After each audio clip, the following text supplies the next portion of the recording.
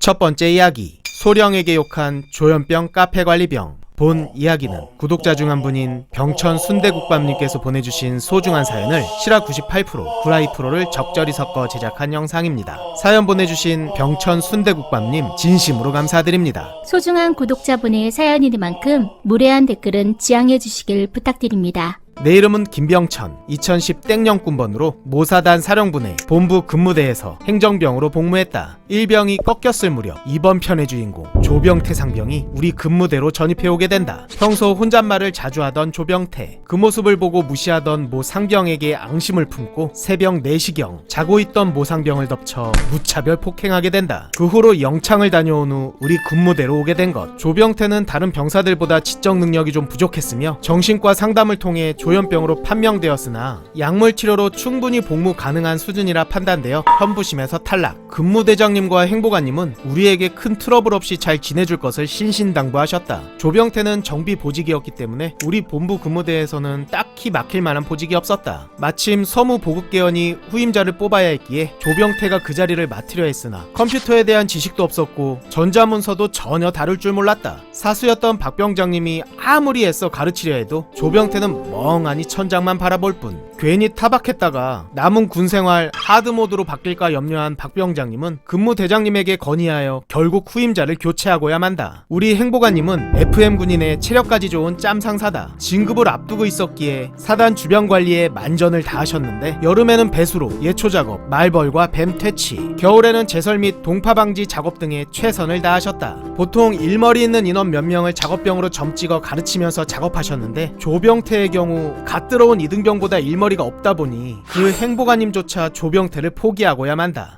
내가 상병 2, 3호봉 정도 됐을 무렵 조병태 상병은 병 기본평가 및 영창 등의 이슈로 진급 누락, 전역을 약 100일 정도 남긴 시점까지도 계속 상병이었다. 당시 우리 사단 사령부 앞에는 연못이 있었고 그 뒤에 40평 남짓 작은 도서관 겸 휴게실이 있었는데 사단장님의 명령으로 해당 건물을 사단 카페로 만들었다. 그러자 행보관님은 오갈 데 없는 조병태를 카페 관리병으로 추천. 카페 메뉴로는 아이스 아메리카노가 1,000원, 카페라테 1,500원 이렇게 두 가지. 다른 업무에는 의욕도 없었고 일머리도 크지 않았던 조병태였지만 커피도 곧잘 잘 내렸고 점심시간, 체력 단련 시간 이후 인원이 몰릴 때에도 혼자서 몇십 잔씩 잘 소화해낸 걸 보면 카페 관리병이 나름 찰떡 보직이었던 것 같다. 나 역시 점심 먹고 동기 후임들과 함께 카페에 가서 커피를 마시고 구름과자 한 대 피우는 것이 하루 루틴일 정도로 여름에는 에어컨 빵빵하고 겨울에는 히터 덕에 포근한 아주 멋진 장소였다. 그러던 어느 날 참모처의 정소령님이 카페에 방문, 커피를 주문했다. 나는 행정병들과 함께 약 5m 정도 떨어진 테이블에서 커피를 마시며 수다를 떨고 있었는데 커피를 내리던 조병태 상병이 주변에 다 들릴 정도로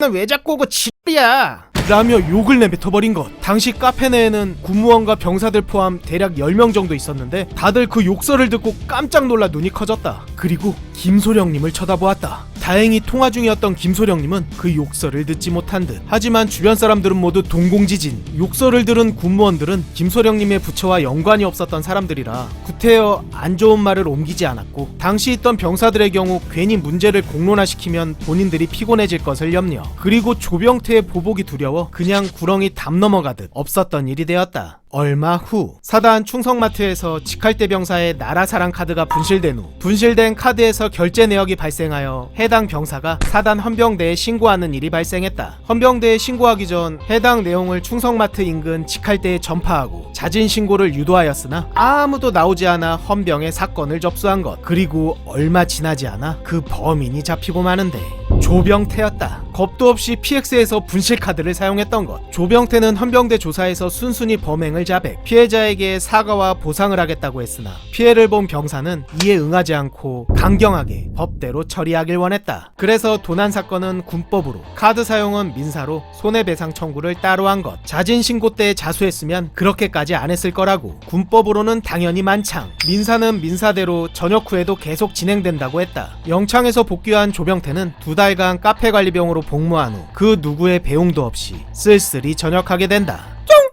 두 번째 이야기, 여미새의 최후. 본 이야기는 구독자 중 한 분인 온도님께서 보내주신 소중한 사연을 실화 96%, 구라 4%를 적절히 섞어 제작한 영상입니다. 사연 보내주신 온도님 진심으로 감사드립니다. 내 이름은 박온도, 눈이 많이 나빠 공익으로 갈 거라 생각했는데 당시 이빨 없는 누군가로 인해 신검이 빡세지고 등급이 변경되어 3급 현역 판정. 2010 땡령 군번으로 입대하게 되었다. 신교대에서 수색중대 선발 모집한다고 해서 이왕 온 거 술자리 군대 썰 제대로 만들자는 생각에 신청했고 3급임에도 선발되었다. 그런데 내가 생각했던 수색대의 이미지와는 다르게 GP라고 DMZ 내 벙커에서 경계 근무를 서고 전쟁 상황 발생 시 단 몇 분이라도 벌어 후방에 시간을 주는 역할을 하는 부대로 배치되었다. 폭행도 좀 있었지만 무엇보다 가혹행위가 많았고 재원이나 올라가는 계단 수, 전등 수, 무슨 종류의 등인지까지 알아야 하는 이상한 질문들로 끊임없이 괴롭혀댔다. 무엇보다 힘들었던 건 보급 나온 컵라면을 3박스나 끓여서 6명의 동기 중 누군가 토하거나 탈진할 때까지 먹이는 가혹행위. 근무 전에 밥에 라면까지 먹이고 근무 후에도 또 라면을 먹이고 재우기에 항상 배가 불러있는 불편한 상태에서 방탄 조끼 같은 장구류를 착용하면 배가 압박되어 무척 힘들었던 기억이 난다. 그중 가장 기억에 남는 빌런, 이번 편의 주인공 박강재는 나름 실세인 군번임에도 동기 내에서 인정받지 못하는 왕따 아닌 왕따였다. 작은 키에 근육이라고는 1도 없는 통통한 몸매, 나보다 2살 어리지만 얼굴은 상사라고 해도 믿을 정도로 엄청난 노안이었다. 특히 여자를 엄청나게 밝혔는데 후임들에게 쉬운 여자를 뜻하는 은어를 아무렇지도 않게 써가며 그런 여자 소개해달라고 끈질기게 괴롭혀댔다. 그러면 자기에게도 여자를 사귈 기회가 있을 거라고 생각했던 것 같은데 지금 생각해도 정말 밥맛 떨어지는 놈이다. 한 번은 싸지방에서 후임을 강제로 밀어내고 그 자리를 차지. 미처 페북 로그아웃을 하지 못한 후임의 친구 목록을 뒤져 여성 지인들에게 페북 메시지를 보낸 사건이 있었다. 이후 선후임 동기들에게 반투명 인간 취급을 받았지만 군기가 센 부대고 박강재의 동기들이 워낙 실세였기에 대놓고 무시하지는 못했다. 나 같은 경우 조금 군대를 늦게 간 터라 나보다 어린 선임들에게 욕먹지 않기 위해 라면도 토해가면서 꾸역꾸역 다 먹고 재원도 열심히 외워 흠잡히지 않았다. 선임들의 장난에도 장단 잘 맞춰주며 잘 적응하고 있었는데 지나가던 박강재가 갑자기 형은 왜 나랑은 라면 안 먹어줘? 나랑은 왜 안 노냐고. 뜬금없이 인상을 쓰며 말하다가 선임이 지나가자 사람 좋은 척 웃어넘기는 뱀 같은 돼지. 그러던 어느 날 분대 선임과 근무를 서고 있는데 선임이 갑자기 배가 아프다면서 화장실로 급히 내려가게 되었다. 그래서 그 자리에 짬이 맞는 한 명이 자리를 채워주러 올라왔는데 박강재가 올라왔다. 박강재는 분대 선임이 내려가는 것을 확인하더니 갑자기 분대 선임의 총을 들었다. 그러고는 한 번 장전. 내게 겨누며 형 왜 나랑은 안 놀아주고 쉬운 여자 소개 안 시켜줘? 어? 전이 본 지 한 달도 채 되지 않아 부대에서 가장 막내였던 나는 그때의 상황이 그저 두렵기만 했다. GP 특성상 첫발 공포탄, 두 번째 예광탄, 그리고 일반탄 4발, 이렇게 3번 반복되는 쇼탄창, 그리고 20발씩 들어있는 긴 탄창과 수류탄을 소지한 채 근무 섰는데 박강재가 한 번 더 장전했다. 첫 발은 공포탄이었지만 이번에는 예광탄이다. 나를 겨눈 상태에서 조정관 단발로 바꾼 후 끼워져 있던 안전모까지 빼고 방아쇠에 손을 넣었다. 왜 나랑은 안 놀아주고 무시하냐고. 어? 진짜 까딱하면 조준된 총에 맞을 심각한 상황인데 지는 장난이라고 생각했는지 희죽거리고 있었다. 당황하거나 무서워하는 모습을 보이면 오히려 더 우쭐해져서 오버질하다가 실수로 발포할 수도 있겠다는 생각이 들어 장단을 맞춰주는 척 억지로 웃으며 제가 언제 그랬습니까? 얘기도 잘 나누고 맛있는 것도 같이 잘 먹지 않았습니까? 라고 말하며 재빨리 총구를 손으로 잡아 초소 모서리로 향하게 했다. 이게 선임 총에 손을 대네? 어쭈 안 나?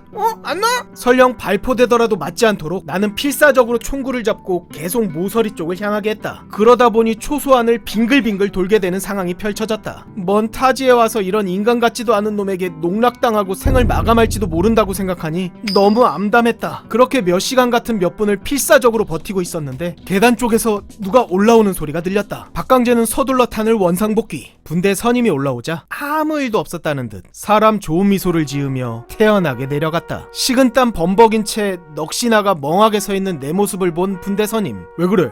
무슨 일 있었어? 나는 그 모든 상황을 분대 선임에게 설명했다. 삐리리 이거 그동안 벼르고 있었는데 이건 영창 정도로 안 끝나. 분대 선임은 분대장에게 보고, 분대장은 지피장에게 보고하겠다고 했지만 무슨 생각인지 보고하러 가지 않았다. 그러고는 일을 크게 만들고 싶지 않다며 박강재 분대장과 보일러실에서 사자 대면을 시켰다.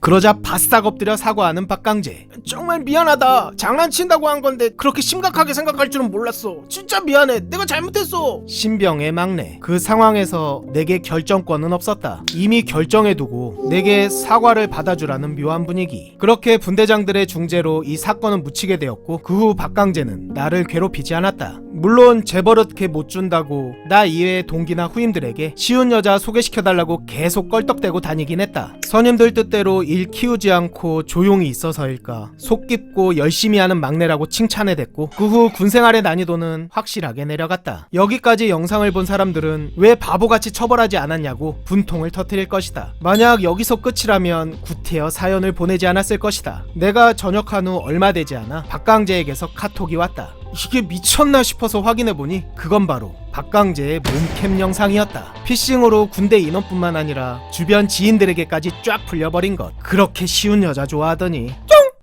충성 하사 최송이 구독자 여러분께 드릴 말씀 있습니다. 여러분들의 소중한 군생활 이야기를 들려주십시오. 내가 겪은 재밌는, 무서운, 빵당한, 억울한, 역같은, 또라이 병사 등등 어떤 이야기라도 대환영입니다. 그러면 구라 적당히 잘 버무려 각색해서 열심히 제작할 겁니다. 설명란과 댓글에 이메일 주소가 있사오니 용기 내어 편안하게 적어서 보내주세요. 구독자 여러분들의 소중한 사연을 기다리고 있겠습니다. 감사합니다. 충성!